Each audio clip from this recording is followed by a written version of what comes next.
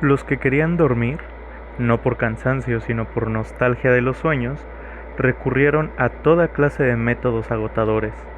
Se reunían a conversar sin tregua, a repetirse durante horas y horas los mismos chistes, a complicar hasta los límites de la exasperación el cuento del gallo capón, que era un juego infinito en que el narrador preguntaba si querían que les contara el cuento del gallo capón, y cuando contestaban que sí, el narrador decía que no les había pedido que dijeran que sí, sino que si querían que les contara el cuento del gallo capón, y cuando contestaban que no, el narrador decía que no les había pedido que dijeran que no, sino que si querían que les contara el cuento del gallo capón, y cuando se quedaban callados, el narrador decía que no les había pedido que se quedaran callados, sino que si querían que les contara el cuento del gallo capón.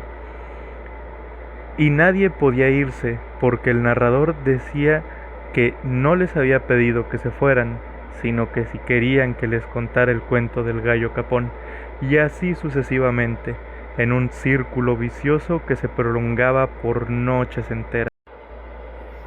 Cuando José Arcadio Buendía se dio cuenta de que la peste había invadido el pueblo, reunió a los jefes de familia para explicarles lo que sabía sobre la enfermedad del insomnio, y se acordaron medidas para impedir que el flagelo se propagara a otras poblaciones de la ciénaga. Fue así como se quitaron a los chivos las campanitas que los árabes cambiaban por guacamayas, y se pusieron a la entrada del pueblo a disposición de quienes desatendían los consejos y súplicas de los centinelas e insistían en visitar la población. Todos los forasteros que por aquel tiempo recorrían las calles de Macondo tenían que hacer sonar su campanita para que los enfermos supieran que estaba sano. No se les permitía comer ni beber nada durante su estancia, pues no había duda de que la enfermedad solo se transmitía por la boca, y todas las cosas de comer y de beber estaban contaminadas de insomnio. En esa forma se mantuvo la peste circunscrita al perímetro de la población. Tan eficaz fue la cuarentena que llegó el día en que la situación de emergencia se tuvo por cosa natural, y se organizó la vida de tal modo que el trabajo recobró su ritmo y nadie volvió a preocuparse por la inútil costumbre de dormir. Fue Aureliano quien concibió la fórmula que había de defenderlos durante varios meses de las evasiones de la memoria. La descubrió por casualidad, insomne experto. Por haber sido uno de los primeros, había aprendido a la perfección el arte de la platería. Un día estaba buscando el pequeño yunque que utilizaba para laminar los metales, y no recordó su nombre. Su padre se lo dijo: Tas. Aureliano escribió el nombre en un papel que pegó con goma en la base del yunquecito. Tas. Así estuvo seguro de no olvidarlo en el futuro. No se le ocurrió que fuera aquella la primera manifestación del olvido, porque el objeto tenía un nombre difícil de recordar, pero pocos días después descubrió que tenía dificultades para recordar casi todas las cosas del laboratorio. Entonces las marcó con el nombre respectivo, de modo que le bastaba con leer la inscripción para identificarlas. Cuando su padre le comunicó su alarma por haber olvidado hasta los hechos más impresionantes de su niñez, Aureliano le explicó su método, y José Arcadio Buendía lo puso en práctica en toda la casa, y más tarde lo impuso a todo el pueblo. Con un hisopo entintado marcó cada cosa con su nombre: mesa, silla, reloj, puerta, pared, cama, cacerola. Fue al corral y marcó a los animales y las plantas: vaca, chivo, puerco, gallina, yuca, malanga, guineo.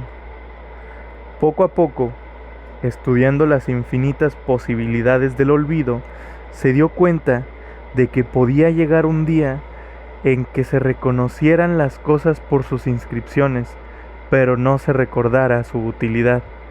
Entonces fue más explícito. El letrero que colgó en la cerviz de la vaca era una muestra ejemplar de la forma en que los habitantes de Macondo estaban dispuestos a luchar contra el olvido. Esta es la vaca. Hay que ordeñarla todas las mañanas para que produzca leche, y la leche hay que hervirla para mezclarla con el café y hacer café con leche.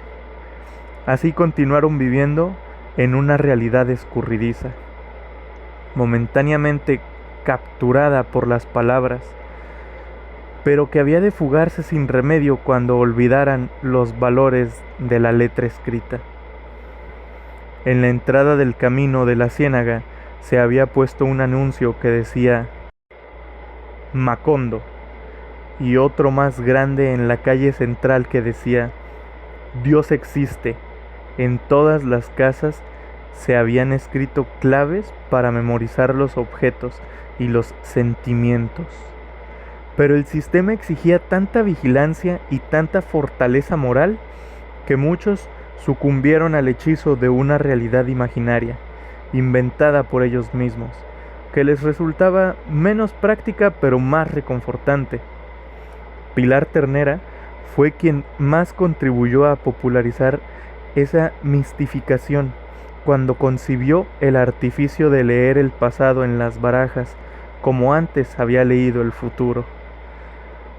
Mediante ese recurso, los insomnes empezaron a vivir en un mundo construido por las alternativas inciertas de los naipes, donde el padre se recordaba apenas como el hombre moreno que había llegado a principios de abril, y la madre se recordaba apenas como la mujer trigueña que usaba un anillo de oro en la mano izquierda, y donde una fecha de nacimiento quedaba reducida al último martes en que cantó la alondra en el laurel.